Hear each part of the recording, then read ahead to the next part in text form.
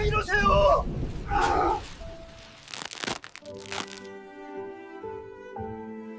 안 돼.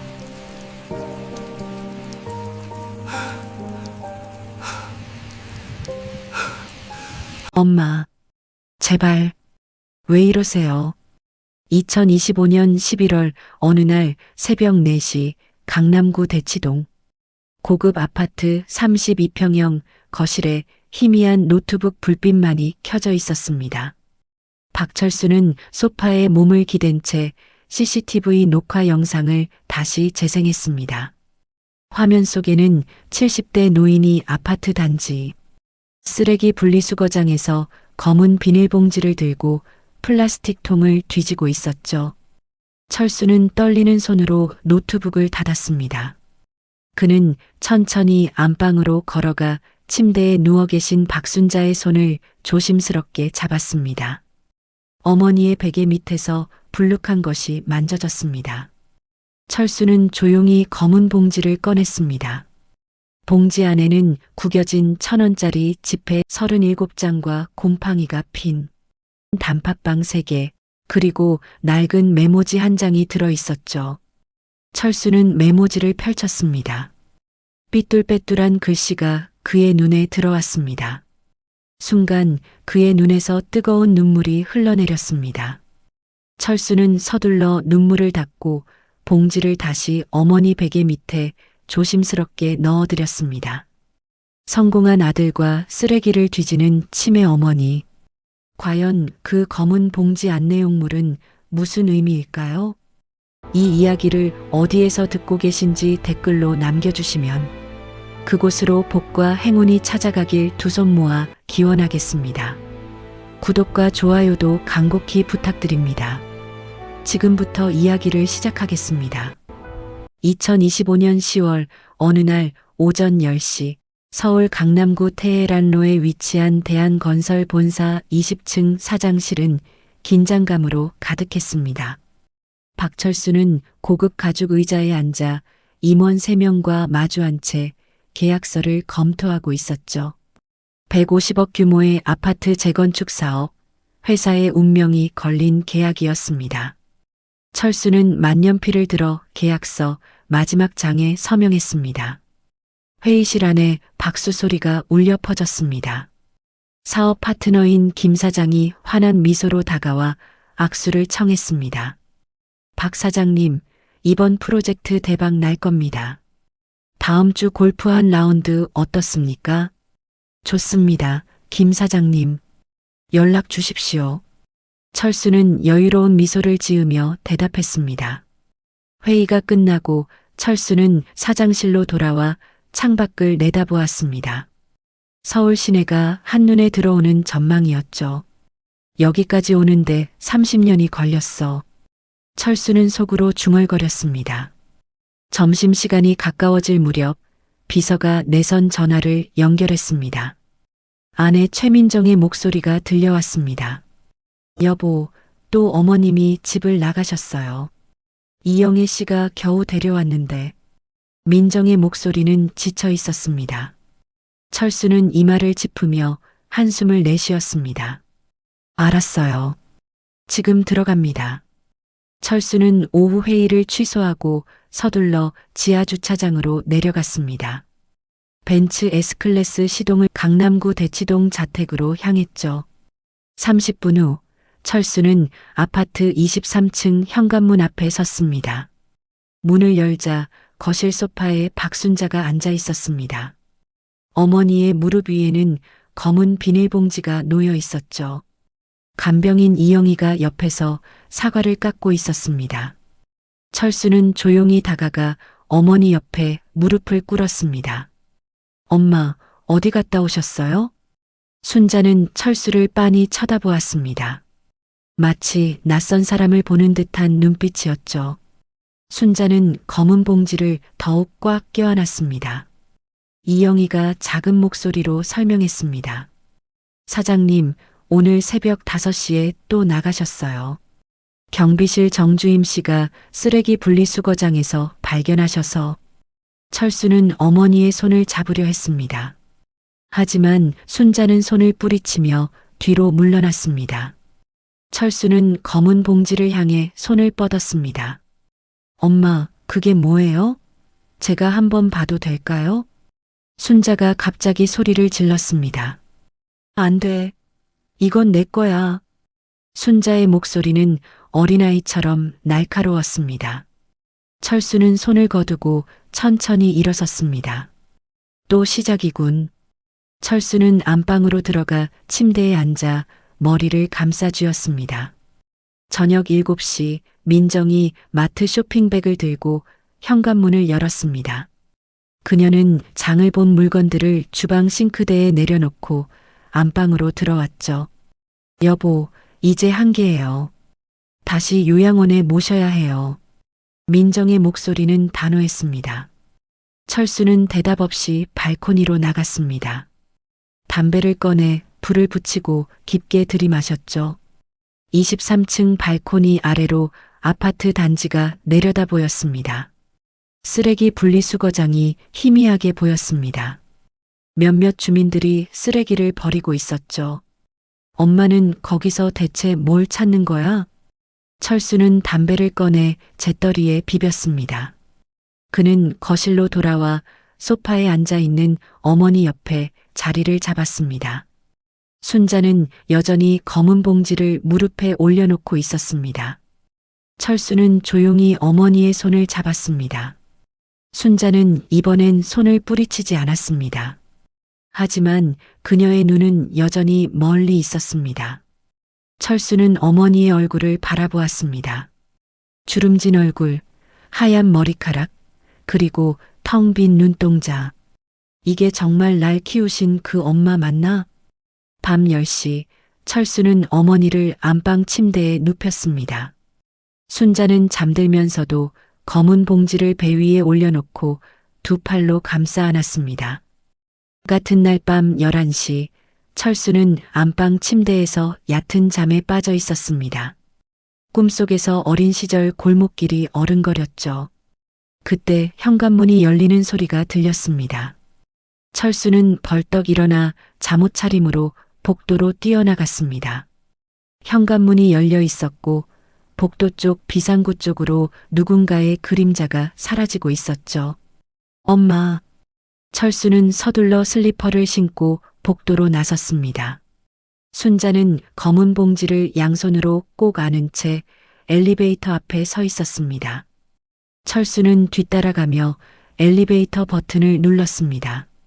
엘리베이터 문이 열리고 두 사람은 함께 안으로 들어갔죠. 순자는 철수를 한번 쳐다보더니 다시 봉지에 시선을 고정했습니다. 1층에 도착하자 순자는 서둘러 로비로 나갔습니다. 철수는 10m 거리를 두고 어머니를 따라갔습니다. 아파트 후문으로 나가는 순자의 뒷모습이 가로등 불빛 아래 흔들렸죠. 후문을 지나자 분리수거장이 나타났습니다. 새벽 시간이라 주변은 고요했고 가로등 불빛만이 쓰레기 수거함들을 비추고 있었습니다. 비닐 분리수거함과 플라스틱 수거함이 넘칠 듯 가득 차 있었죠. 순자는 플라스틱 수거함 앞에 멈춰 섰습니다. 그녀는 검은 봉지를 바닥에 내려놓고 수거함 안을 뒤지기 시작했습니다. 페트병, 빈 우유통, 플라스틱 용기들이 바닥에 쏟아져 나왔죠. 철수는 나무 뒤에 몸을 숨기고 어머니의 행동을 지켜보았습니다. 대체 뭘 찾는 거야? 순자는 바닥에 널브러진 플라스틱 용기들을 하나하나 들어 살펴보았습니다. 어떤 것은 흔들어 보고 어떤 것은 뚜껑을 열어보기도 했죠. 30분이 흘렀습니다. 순자는 빈 페트병 2개를 골라 검은 봉지에 조심스럽게 넣었습니다. 그때 경비실 문이 열리며 불빛이 새어나왔습니다. 정주임이 손전등을 들고 걸어 나왔습니다. 손전등 불빛이 순자를 비췄죠. 할머니, 또 나오셨어요? 밤에 위험하잖아요. 정주임이 다가와 순자의 팔을 잡았습니다. 집으로 들어가세요. 제가 모셔다 드릴게요. 순자는 봉지를 더욱 꽉 껴안았습니다. 그녀는 정주임의 손을 뿌리치며 다시 쓰레기 수거함 쪽으로 몸을 돌렸습니다. 안 돼요. 아직 더 찾아야 해요. 순자의 목소리는 간절했습니다. 정주임이 난처한 표정으로 순자를 붙잡으려 하자 철수가 나무 뒤에서 걸어 나왔습니다. 죄송합니다, 정주임님. 제가 모시고 들어가겠습니다. 철수는 고개를 깊이 숙였습니다. 정주임은 안타까운 눈빛으로 철수를 바라보았습니다.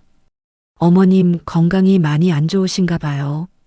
조심히 들어가세요. 철수는 다시 한번 고개를 숙이고 어머니에게 다가갔습니다.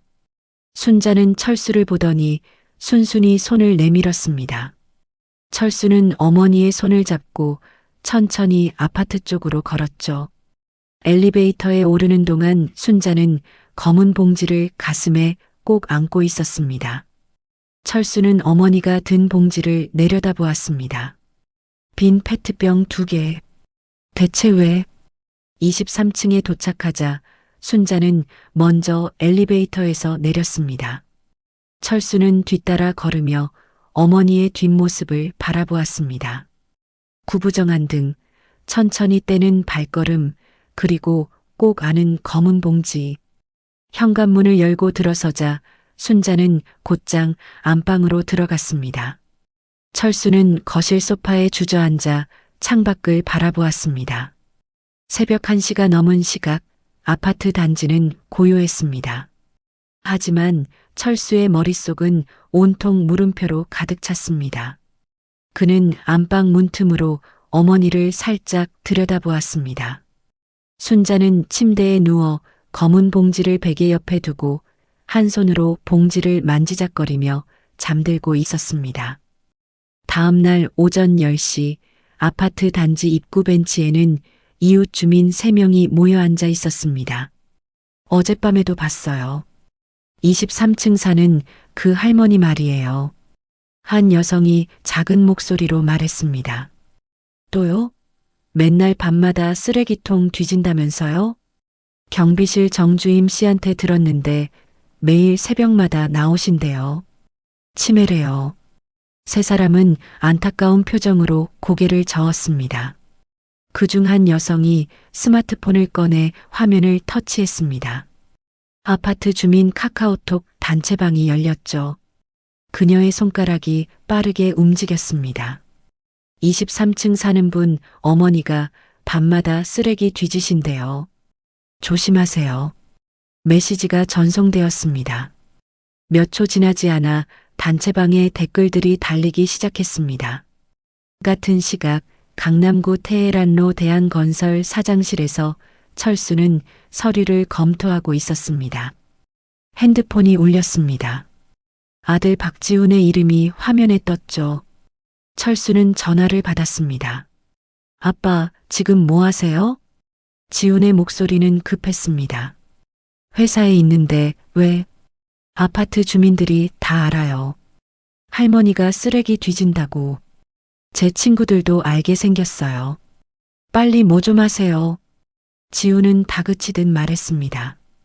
철수는 눈을 감았습니다. 결국 이렇게 되는구나. 알았다. 내가 처리할게. 전화를 끊고 철수는 비서에게 오후 일정을 취소하라고 지시했습니다. 점심시간이 되자 철수는 서둘러 집으로 향했습니다. 현관문을 열자 거실 식탁에 민정과 이영희가 앉아 있었습니다. 두 사람은 철수를 보자 자리에서 일어났습니다. 여보, 앉아요. 이야기 좀 해요. 민정은 심각한 표정이었습니다. 철수는 식탁 의자를 빼내 앉았습니다. 민정은 가방에서 팜플렛 3개를 꺼내 탁자 위에 펼쳤습니다. 서울요양병원, 사랑의 집, 실버타운 케어센터라는 이름들이 보였죠. 이 3곳 다 좋아요. 다음 주까지 어머님 입원 수속 마쳐야 해요. 민정의 목소리는 단호했습니다. 이영희가 조심스럽게 입을 열었습니다. 사장님, 할머니가 밤에 나가시는 걸 막으려면 현관문에 이중 잠금 장치를 다는 방법도 있어요. 그렇게 해도 창문으로 나가실 수도 있잖아요. 민정이 반박했습니다. 철수는 팜플렛들을 내려다보았습니다. 엄마를 다시 시설해. 생각 좀 해볼게요. 철수는 자리에서 일어나 안방으로 들어갔습니다.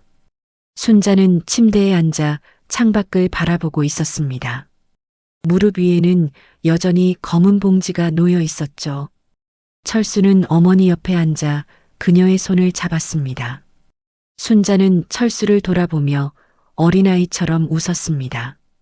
철수의 가슴이 먹먹해졌습니다. 오후 2시 철수는 다시 회사로 향했습니다. 사무실 책상에 앉아 일을 하려 했지만 집중이 되지 않았죠. 요양원밖에 답이 없나?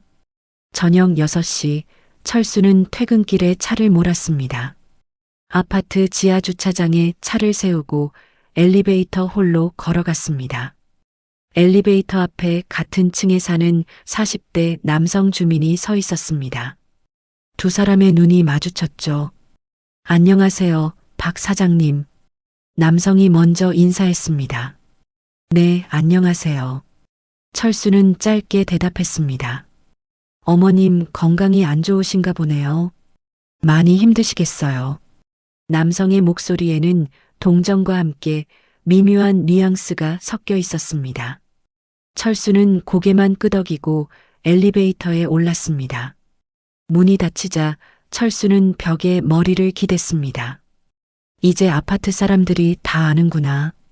23층에 도착해 현관문을 열자 이상한 소리가 들렸습니다. 철수는 서둘러 안으로 들어갔습니다. 순자가 현관문 앞에 서서 손잡이를 잡아당기고 있었습니다. 민정이 순자의 팔을 붙잡고 안으로 데려가려 하고 있었죠. 어머님, 안 돼요. 밖에 나가시면 안 돼요. 민정의 목소리는 절박했습니다. 순자는 검은 봉지를 한 손에 들고 다른 손으로 문을 계속 잡아당겼습니다. 나가야 해요. 우리의 빵 사줘야 한다고요. 순자가 소리쳤습니다. 민정이 더 세게 팔을 잡자 순자는 바닥에 주저앉았습니다. 그녀는 검은 봉지를 가슴에 꼭 안고 흐느끼기 시작했습니다. 철수는 어머니에게 다가가 그녀를 안아 올렸습니다. 순자는 가벼웠습니다.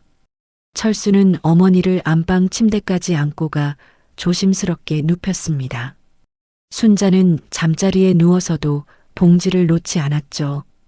철수는 거실로 나와 소파에 앉은 민정을 바라보았습니다. 민정의 눈에는 눈물이 맺혀 있었습니다. 여보, 내일 요양병원 상담 예약 잡아요. 철수의 목소리는 떨렸습니다. 민정은 고개를 끄덕이며 눈물을 닦았습니다. 3일 후 오후 2시 철수와 민정은 강남구 역삼동에 위치한 사랑요양병원 상담실에 앉아 있었습니다. 병원 원장은 60대 중반의 여성으로 온화한 미소를 지으며 팜플렛을 펼쳐 보였죠. 저희는 중증 치매 환자 전문 병동을 운영하고 있습니다. 24시간 간호사가 상주하고요. 원장은 병동 내부 사진들을 보여주었습니다. 깨끗한 복도, 밝은 병실, 그리고 환하게 웃는 노인들의 모습이 담겨 있었습니다. 어르신 상태가 어떠신가요? 중증 치매입니다. 밤마다 밖으로 나가시려고 하고 민정이 대신 대답했습니다. 원장은 고개를 끄덕이며 계약서를 꺼냈습니다. 그럼 3층 특별보호병동이 적합하시겠네요. 월 380만 원입니다. 철수는 계약서를 받아 천천히 읽기 시작했습니다. 입원 기간, 치료 프로그램, 비용 안내, 그리고 보호자 면회는 주 1회로 제한됩니다라는 문구가 눈에 들어왔죠. 철수의 손이 멈췄습니다. 일주일에 한 번만? 민정이 철수의 팔을 잡았습니다. 여보, 이게 최선이에요. 집에서는 한계예요. 민정의 목소리는 간절했습니다. 철수는 계약서를 다시 내려다보았습니다. 2주 후 입원 가능합니다. 오늘 계약금 100만 원만 입금하시면 됩니다. 원장이 카드 단말기를 내밀었습니다. 철수는 지갑에서 카드를 꺼냈습니다. 손이 떨렸습니다. 카드를 단말기에 꽂자 결제 승인음이 울렸습니다. 이게 맞는 건가? 저녁 7시 철수와 민정은 집으로 돌아왔습니다. 거실 식탁에는 아들 지훈이 앉아 핸드폰을 보고 있었습니다. 민정이 주방에서 저녁을 차려왔습니다. 된장찌개, 생선구이, 나물 반찬이 식탁 위에 놓였죠. 세 사람은 조용히 식사를 시작했습니다. 안방에서는 간병인 이영희가 순자에게 저녁을 먹이고 있었습니다. 지훈이 젓가락을 내려놓았습니다. 아빠, 요양원 계약했어요? 응, 오늘 했다. 다행이다. 다음 주 삼성전자 면접인데 할머니 때문에 집중이 하나도 안 됐어요. 지훈의 목소리는 불만으로 가득했습니다. 철수는 밥을 씹으며 아들을 바라보았습니다. 넌 할머니가 어떻게 널 키웠는지 모르지. 면접 잘 봐라. 철수는 짧게 대답하고 다시 식사에 집중했습니다. 식사가 끝나고 밤 10시가 되었습니다. 철수는 안방으로 들어갔습니다. 순자는 침대에 누워 자고 있었습니다. 베개 옆에는 검은 봉지가 놓여 있었죠. 철수는 침대 옆 의자에 앉아 어머니의 얼굴을 바라보았습니다. 주름진 얼굴, 가늘게 떨리는 숨소리, 평화로운 표정. 순자는 잠결에도 한 손을 뻗어 검은 봉지를 만지고 있었습니다. 엄마, 그 봉지가 뭐길래? 철수는 조심스럽게 손을 뻗었습니다. 검은 봉지의 끝을 살짝 잡아당겼죠. 순자가 갑자기 눈을 떴습니다. 그녀의 눈은 순간적으로 날카로워졌습니다. 순자는 철수의 손을 세게 뿌리쳤습니다. 도둑, 도둑이야. 순자가 소리쳤습니다. 철수는 놀라 뒤로 물러났습니다. 엄마, 나야. 철수. 하지만 순자는 철수를 낯선 사람 보듯 노려보았습니다. 그녀는 검은 봉지를 가슴에 꼭 안고 침대 구석으로 몸을 웅크렸죠. 밖에서 민정과 지훈이 달려들어왔습니다. 이영희도 뒤따라 들어왔습니다. 어머님, 괜찮으세요? 민정이 순자에게 다가가 그녀의 어깨를 잡았습니다. 순자는 민정을 보고 조금씩 진정되는 듯 했습니다. 민정은 순자를 다시 침대에 눕히고 이불을 덮어주었죠. 여보, 나가요. 어머님 좀 쉬시게. 민정이 철수에게 눈짓했습니다. 철수는 발걸음을 옮겨 거실로 나왔습니다. 지훈은 이미 자기 방으로 들어가 문을 닫았습니다. 철수는 소파에 주저앉아 두 손으로 머리를 감싸쥐었습니다. 거실 탁자 위에는 사랑요양병원 계약서가 놓여 있었습니다. 계약서 위에 입원일 2025년 11월 15일이라는 글자가 선명했습니다. 2주 후면 엄마는 여기를 떠나는구나. 철수는 계약서를 집어들고 한참을 바라보았습니다.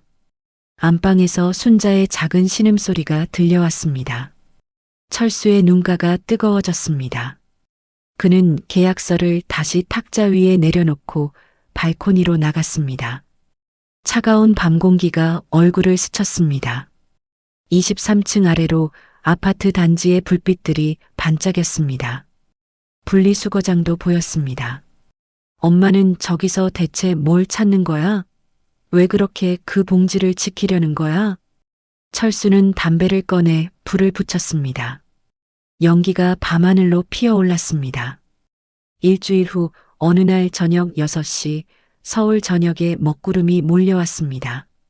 기상청은 호우경보를 발령했고 뉴스에서는 외출 자제를 당부했죠.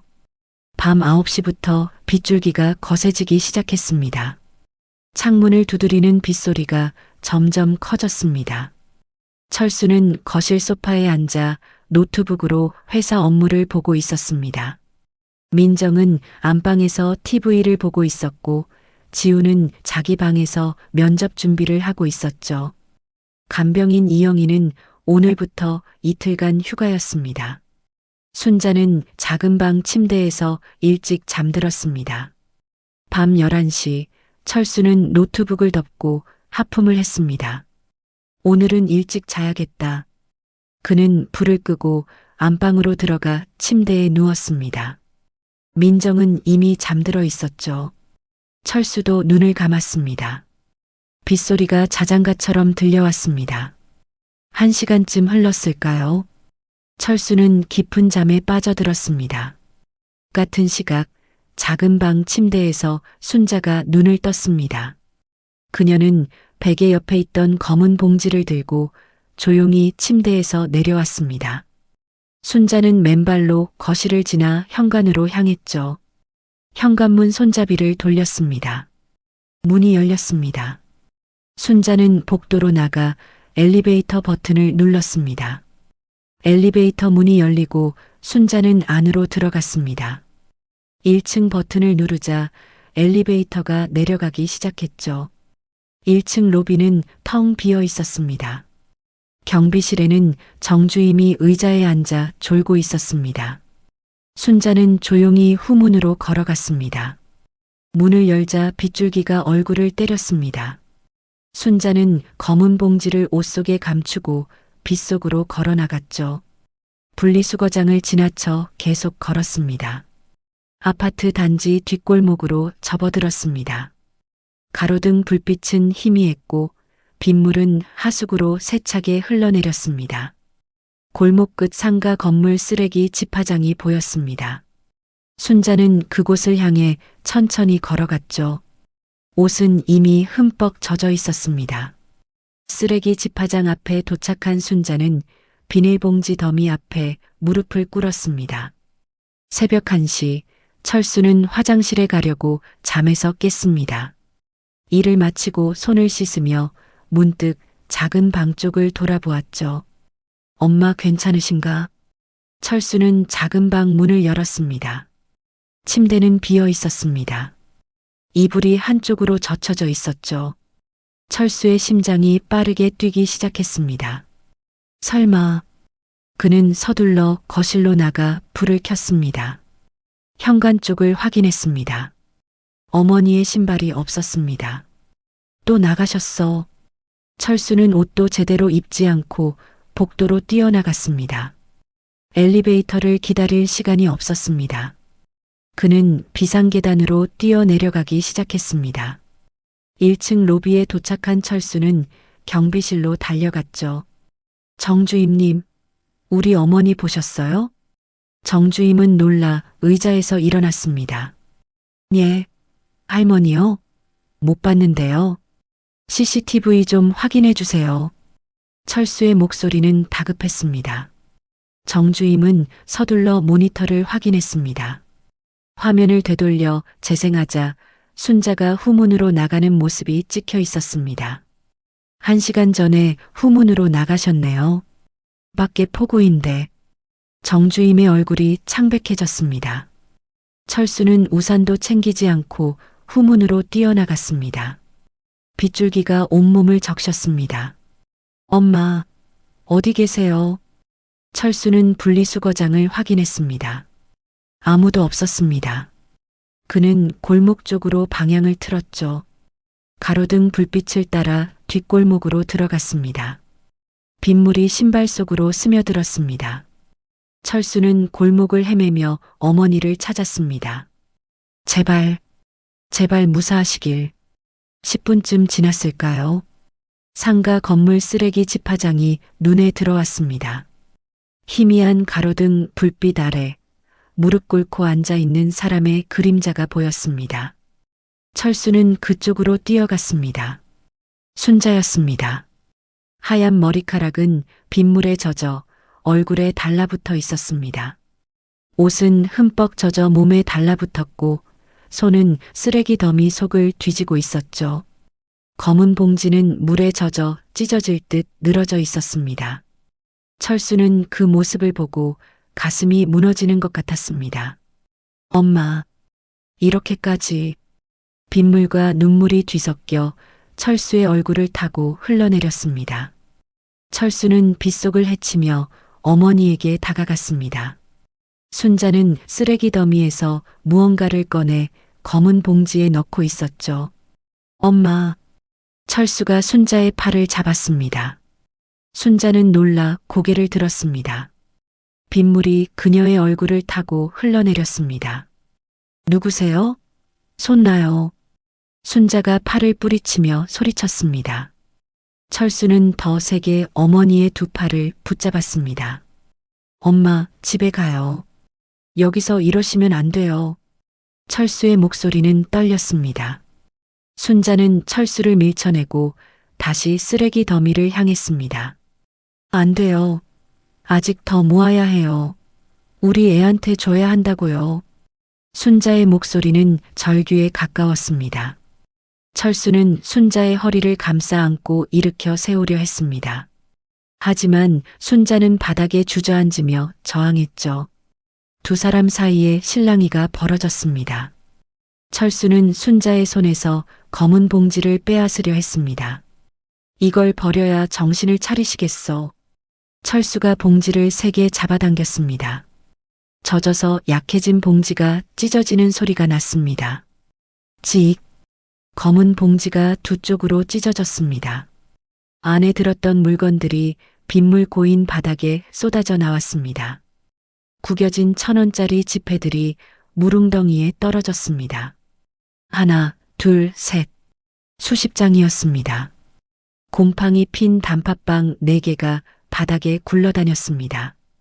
빈 페트병 2개, 플라스틱 용기 1개가 함께 쏟아졌죠. 그리고 작고 낡은 메모지 1장이 빗물에 떠내려가기 시작했습니다. 철수는 그 광경을 보고 얼어붙었습니다. 이게 대체... 순자는 바닥에 무릎을 꿇고 앉아 쏟아진 물건들을 주우려 했습니다. 안 돼. 안 돼. 우리 철수 거라고. 순자의 목소리는 흐느낌으로 변했습니다. 그녀의 손이 빗물 속에서 1,000원짜리 지폐들을 더듬었습니다. 메모지가 하수구 쪽으로 흘러가고 있었습니다. 철수는 황급히 손을 뻗어 메모지를 잡았습니다. 물에 젖어 찢어질 듯한 메모지였습니다. 철수는 가로등 불빛 아래로 메모지를 가져갔습니다. 삐뚤빼뚤한 글씨가 번져 있었지만 읽을 수 있었습니다. 우리 철수 학교 갈 때 배고프면 안 되는데 단팥빵 사줘야 하는데. 철수의 손이 떨리기 시작했습니다. 메모지가 손에서 미끄러져 떨어졌습니다. 철수는 그 자리에 주저앉았습니다. 엄마가 30년 전 기억이 떠올랐습니다. 학교 가는 길, 항상 배고팠던 아침, 빵집 앞을 지날 때마다 쇼윈도를 바라보던 어린 자신, 어머니가 지갑을 뒤져도 돈이 없어 그냥 지나치던 그날들. 철수의 눈에서 눈물이 쏟아졌습니다. 빗물과 눈물을 구분할 수 없었습니다. 순자는 바닥에서 젖은 단팥빵 하나를 주워들었습니다. 그녀는 그것을 철수에게 내밀며 환하게 웃었습니다. 학생, 배고프지? 이거 먹어. 많이 먹어야 해. 순자의 목소리는 30년 전 그 자리에 멈춰 있었습니다. 철수는 떨리는 손으로 어머니가 내민 빵을 받았습니다. 곰팡이가 피고 빗물에 젖은 단팥빵이었습니다. 철수는 그것을 한 입 베어 물었습니다. 축축하고 썩은 맛이 입안에 퍼졌습니다.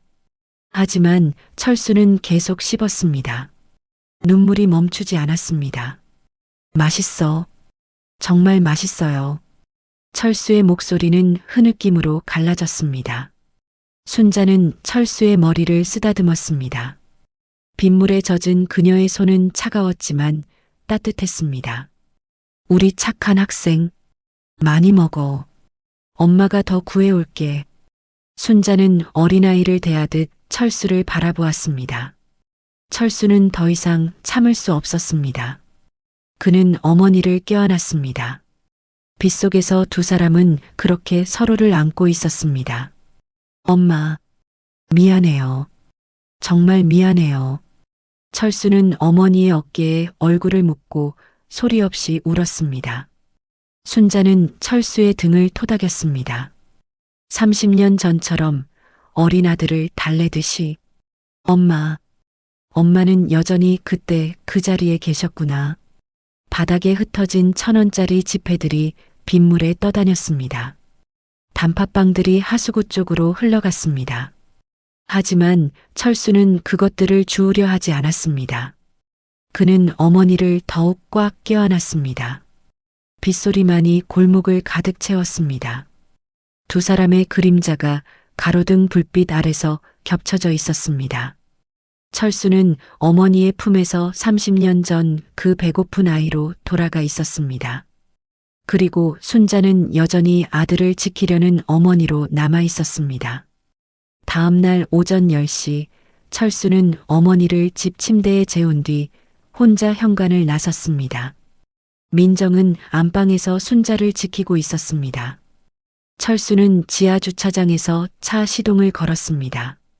내비게이션에 서울 중랑구 묵동을 입력했죠. 차는 강남을 벗어나 북쪽으로 향했습니다.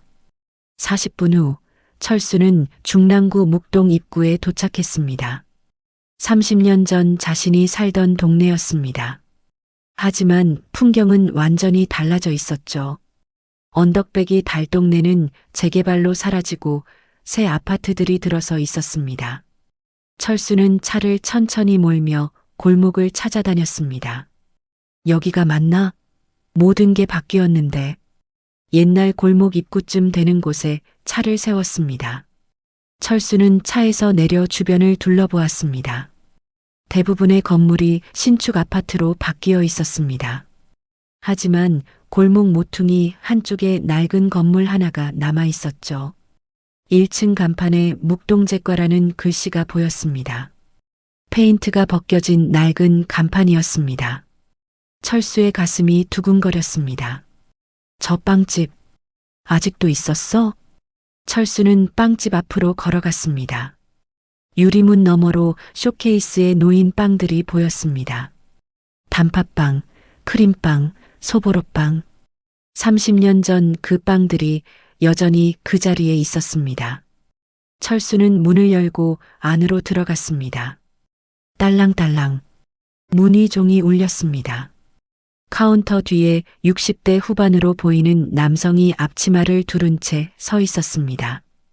머리는 반백이 되었지만 익숙한 얼굴이었죠. 어서 오세요. 빵집 주인이 인사했습니다. 철수는 카운터 앞으로 다가갔습니다. 주인을 한참 바라보다가 입을 열었습니다. 혹시 저 기억하세요? 주인은 철수를 위아래로 훑어보았습니다. 죄송하지만 처음 뵙는 것 같은데요?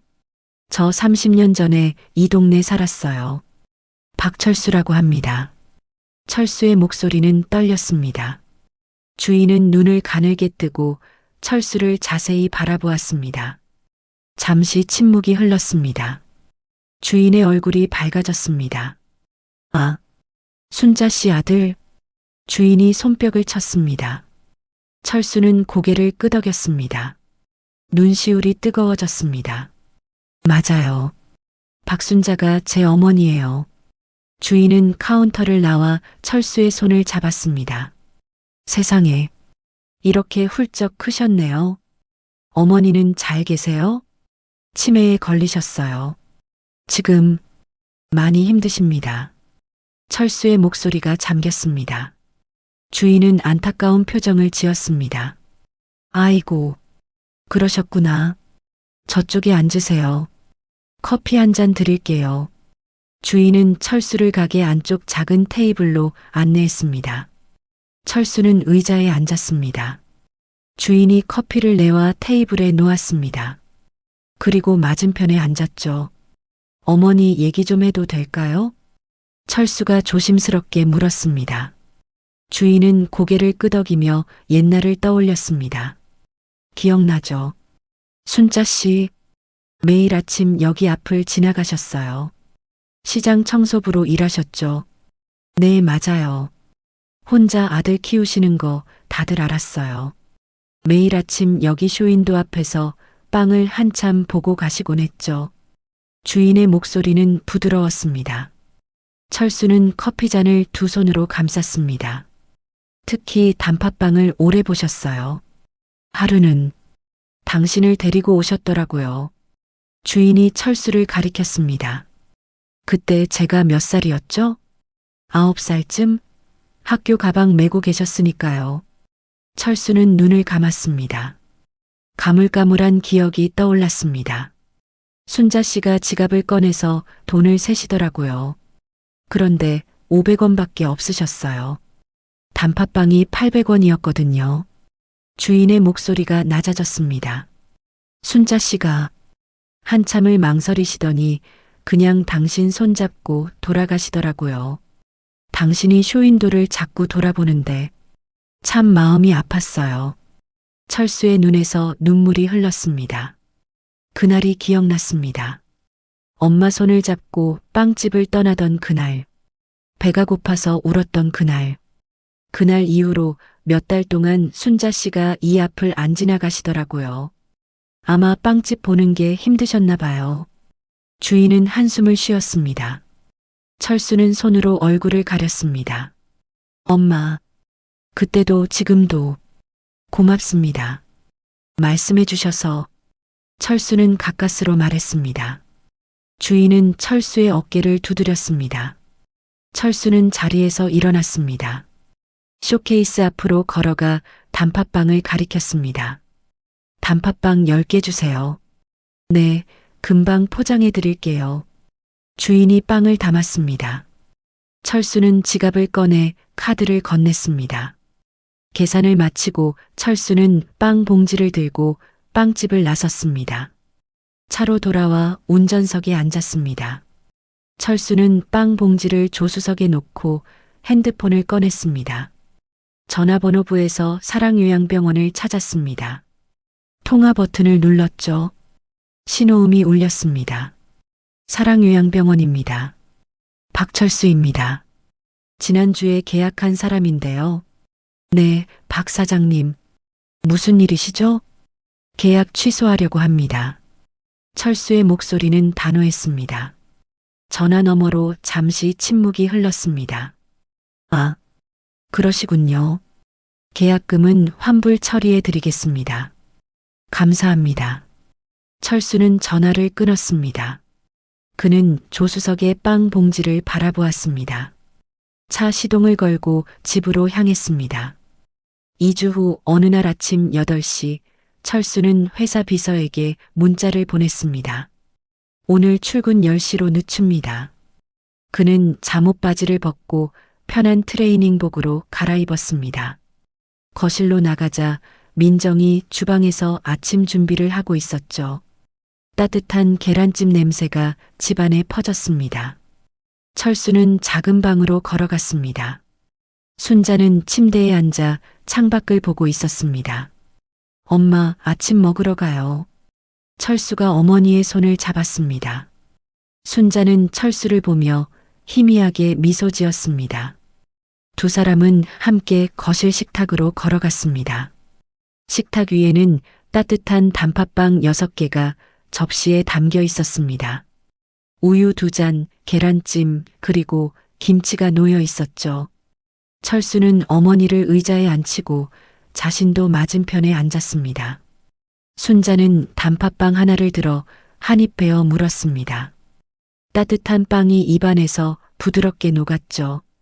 순자의 얼굴에 환한 미소가 번졌습니다. 맛있어요? 철수가 물었습니다. 순자는 고개를 끄덕이며 빵을 계속 씹었습니다. 철수도 단팥빵 하나를 집어들었습니다. 30년 전 먹지 못했던 그 빵이었습니다. 이제는 매일 먹을 수 있는 빵이었죠. 민정이 주방에서 설거지를 하며 두 사람을 지켜보았습니다. 그녀의 얼굴에는 이제 지친 표정 대신 평온함이 자리 잡았습니다. 이게 맞는 거겠지. 아침 식사를 마친 철수는 어머니의 손을 잡고 일어섰습니다. 엄마, 산책 가요. 두 사람은 현관문을 나와 엘리베이터를 탔습니다. 1층에 내려 아파트 단지 산책로로 걸어갔죠. 가을 햇살이 따스하게 내리쬐었습니다. 은행나무 잎이 노랗게 물들어 있었습니다. 순자는 천천히 걸으며 주변을 둘러보았습니다. 그녀의 무릎에는 작은 청가방이 걸려 있었습니다. 검은 비닐봉지 대신 민정이 새로 만들어준 면 파우치였죠. 파우치 안에는 깨끗한 새 1,000원짜리 지폐 10장이 들어 있었습니다. 그리고 개별 포장된 단팥빵 2개가 함께 담겨 있었습니다. 순자는 가끔씩 가방을 만지작거렸습니다. 철수는 그런 어머니를 그냥 내버려 두었습니다. 엄마가 안심하시는 거라면. 산책로 중간 벤치에 두 사람은 나란히 앉았습니다. 순자는 가방을 무릎에 올려놓고 햇살을 쬐었습니다. 철수는 어머니 옆에 앉아 함께 하늘을 올려다보았죠. 구름 한 점 없는 맑은 가을 하늘이었습니다. 엄마, 오늘 날씨 좋죠? 순자는 대답하지 않았습니다. 하지만 그녀의 얼굴은 평화로웠습니다. 30분쯤 벤치에 앉아 있다가 철수는 어머니를 집으로 데려왔습니다. 간병인 이영희가 현관에서 두 사람을 맞이했습니다. 선생님, 잘 부탁드립니다. 네, 사장님. 걱정 마세요. 철수는 어머니를 이영희에게 맡기고 회사 갈 준비를 했습니다. 정장으로 갈아입고 넥타이를 맸습니다. 오전 10시 철수는 집을 나섰습니다. 회사에 도착한 철수는 사장실 문을 열었습니다. 책상 위를 정리하고 서랍을 열었습니다. 그 안에는 어머니가 쓴 낡은 메모지가 조심스럽게 보관되어 있었죠. 철수는 메모지를 꺼내 작은 액자에 넣었습니다. 우리 철수 학교 갈 때 배고프면 안 되는데 단팥빵 사줘야 하는데. 삐뚤빼뚤한 글씨가 액자 안에 담겼습니다. 철수는 액자를 책상 정면에 세워두었습니다. 앉아서 일할 때마다 볼 수 있는 위치였죠. 엄마, 제가 여기까지 온 이유를 잊지 않을게요. 점심시간 비서가 노트북을 들고 사장실로 들어왔습니다. 사장님, 이번 주 일정 확인 부탁드립니다. 비서가 화면을 보여주었습니다. 철수는 일정표를 훑어보다가 손가락으로 수요일 오후를 가리켰습니다. 수요일 오후 2시부터는 개인 일정으로 비워두세요. 앞으로 매주 수요일 오후는 약속 잡지 마세요. 네, 알겠습니다. 비서는 일정을 수정하고 사장실을 나갔습니다. 철수는 창밖을 바라보았습니다. 서울 시내가 한눈에 내려다 보였습니다. 이제 엄마와 보낼 시간이 얼마 안 남았을지도 몰라. 후회하고 싶지 않아. 오후 업무가 끝나고 저녁 6시 철수는 회사를 나섰습니다. 집으로 가는 길에 대형마트에 들렀습니다. 제과 코너로 걸어가 단팥빵 진열대 앞에 섰죠. 철수는 단팥빵 한 박스를 카트에 담았습니다. 20개들이 박스였습니다. 계산을 마치고 차 트렁크에 박스를 실었습니다. 집에 도착하자 거실에서 순자가 TV를 보고 있었습니다. 무릎에는 여전히 청가방이 올려져 있었죠. 철수는 단팥빵 박스를 주방 식탁에 내려놓았습니다. 여보, 또 사왔어요? 민정이 박스를 보며 웃었습니다. 매일 먹으셔야죠.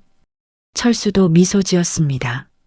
저녁 식사 시간 가족 4명이 식탁에 둘러앉았습니다. 철수, 민정, 지훈, 그리고 순자. 이영희는 저녁 시간이라 퇴근한 상태였습니다. 민정이 차린 된장찌개와 불고기가 식탁 위에 올라왔죠. 그리고 따뜻하게 데운 단팥빵도 함께 놓였습니다. 순자는 단팥빵을 집어들고 행복하게 웃었습니다. 철수는 그런 어머니를 바라보며 밥을 먹었습니다. 지훈이 입을 열었습니다. 할머니, 맛있어요? 순자는 지훈을 보며 고개를 끄덕였습니다. 가족들의 얼굴에 미소가 번졌습니다.